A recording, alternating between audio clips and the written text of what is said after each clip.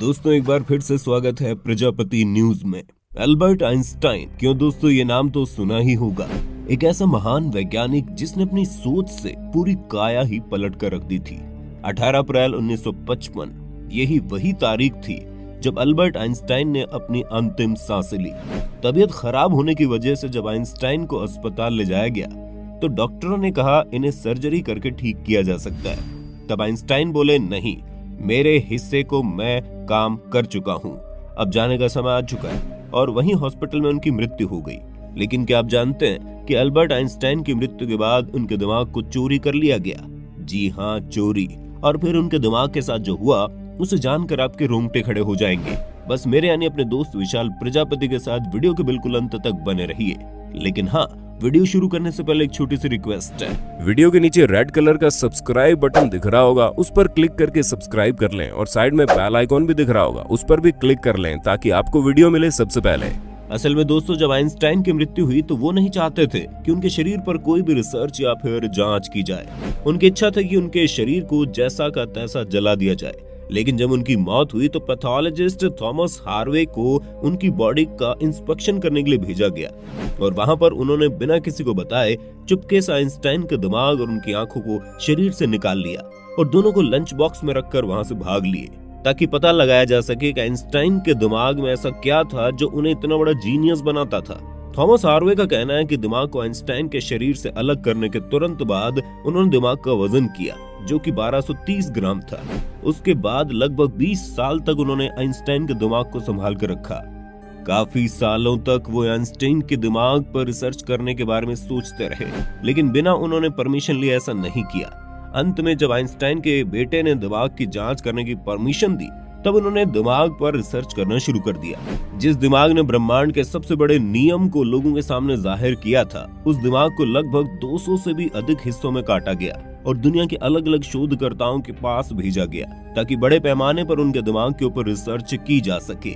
और पूरी जांच करने के बाद रिसर्चर्स को कुछ ऐसे चौंकाने वाले फैक्ट्स पता चले जिसके बारे में कोई सोच भी नहीं सकता। आइंस्टाइन के दिमाग की सबसे रोचक बात ये थी कि जिसने वैज्ञानिकों को हैरान किया कि उनके दिमाग में गैलियल सेल्स की संख्या नॉर्मल इंसान के मुकाबले बहुत ज्यादा थी। ये दिमाग के वो सेल्स होते हैं जो न्यूरॉन्स को प्रोटेक्ट करते हैं, उन्हें ऑक्सीजन देने का काम इन्हीं सेल्स का होता है। और आइंस्टाइन के दिमाग में इन सेल्स की संख्या बहुत ज्यादा थी, जिसके चलते उनके दिमाग में बनने वाले सिनेप्टिक कनेक्शन यानी न्यूरॉन्स के बीच का कनेक्शन बहुत ही ज्यादा स्ट्रॉन्ग था और उन्हीं स्ट्रॉन्ग कनेक्शन के चलते उनका दिमाग इतना पावरफुल हो गया था।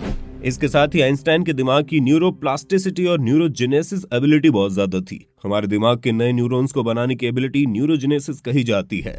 आइंस्टाइन के दिमाग की एक और चौंका देने वाली बात यह थी कि उनके ब्रेन में सिल्वियन फिशर नाम का हिस्सा नहीं था जो कि दिमाग में एजिंग के लिए जिम्मेदार होता है। अब इसे आप कुदरत का करिश्मा समझे या फिर कुछ और, लेकिन ये सारी बातें सच थी।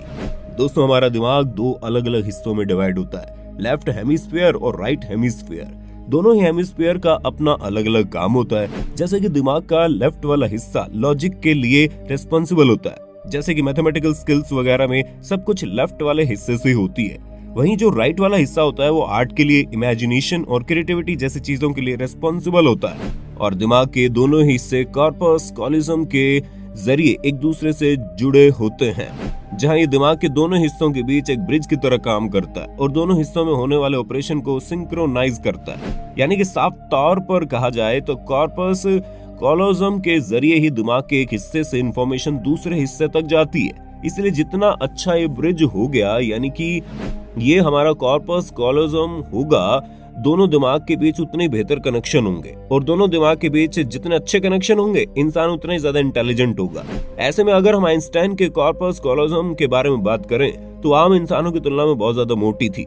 इतना ही नहीं, उनके दिमाग के काफी सारे हिस्से एक दूसरे के साथ बहुत ही स्ट्रॉन्ग कनेक्शन बनाते थे, जिसकी वजह से उनका दिमाग उनकी लेबोरेटरी बन गया था। ऐसे में सबसे बड़ा सवाल ये आता है, क्या हम नॉर्मल इंसान अपने दिमाग के ब्रिज को यानी कॉर्पस कॉलोजम को मजबूत बना सकते हैं? तो दोस्तों, इसका जवाब है हाँ, ये काम हम कर सकते हैं ध्यान से, यानी कि मेडिटेशन से। जितनी देर आप मेडिटेशन करेंगे, आपका दिमाग के दोनों हिस्सों को जोड़ने वाला ब्रिज उतना ही ज्यादा मजबूत और मोटा हो जाएगा, जिसकी वजह से आपकी इंटेलिजेंस कई गुना ज्यादा बढ़ जाएगी।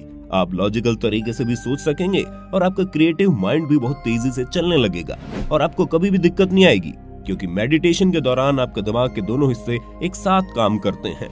इसलिए जितना आप ज्यादा मेडिटेशन करेंगे उतना ही अच्छा आपके दोनों दिमागों के बीच का कनेक्शन मजबूत होगा, क्योंकि ऐसा पाया गया है कि एक एक्सपीरियंस्ड मेडिटेशन करने वाले दिमाग की कॉर्पस कॉलोजम नॉर्मल इंसान से करीब 9% ज्यादा मोटी होती है। वैसे आपको बता दें, आइंस्टाइन के दिमाग की अनेक खूबियों में से एक खूबी ये भी थी कि उनका लेफ्ट पैराइटल लॉब एक आम इंसान से लगभग 15% बड़ा था। अब ये कोई नहीं जानता था कि उनके दिमाग का हिस्सा जेनेटिक तौर पर ऐसा था या फिर दिमाग के हिस्से का अधिक इस्तेमाल करने की वजह से उनका हिस्सा बड़ा हो गया था।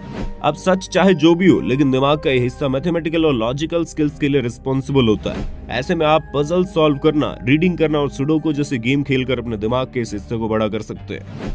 और दोस्तों, अगर हम प्रीफ्रंटल कॉर्टेक्स के बारे में बात करें तो इंसान के दिमाग का सबसे हाईली और न्यूली डेवलप्ड हिस्सा है, जो कि लाखों सालों के इवोल्यूशन के बाद जाकर डेवलप हुआ। तो दिमाग का ये हिस्सा हम इंसानों को सबसे ज्यादा इंटेलिजेंट बनाता है, क्योंकि यही वो हिस्सा है जो हमारे goal setting, future planning, thought control से लेकर अच्छे बुरे के बीच का अंतर करना और क्रिएटिविटी जैसी अनेक चीजों के लिए जिम्मेदार होता है। इंसानी दिमाग का ये हिस्सा पूरी तरह से डेवलप होने में लगभग 25 साल का समय लेता है, यानी जब तक हम 25 साल के होते हैं तब तक हमारा प्रीफ्रंटल कॉर्टेक्स डेवलप होता है। लेकिन आइंस्टाइन के दिमाग का ये हिस्सा बहुत ज्यादा डेवलप था। जहाँ नॉर्मल इंसान के इस हिस्से में 3 फोल्ड होते हैं, वहीं आइंस्टाइन के दिमाग के हिस्से में 4 फोल्ड मौजूद थे। तो दोस्तों, ये थी आइंस्टाइन के दिमाग की पूरी सच्चाई, जिसके बारे में सुनकर आपको आश्चर्य जरूर हुआ होगा। अब आप वीडियो के बारे में क्या कहना चाहते हैं कमेंट में बताना। इसी तरह की वीडियोस को देखते रहने के लिए चैनल को सब्सक्राइब करना ना भूलें। और हाँ, हम फिर मिलेंगे नई वीडियो में, तब तक के लिए जय हिंद, जय भारत। दोस्तों, आपकी स्क्रीन पे 2 और वीडियोस दिख रही हैं, जिसे देखने के लिए आप इस स्क्रीन पर क्लिक करें। दोनों देखिएगा, बहुत अच्छी वीडियो बनी है।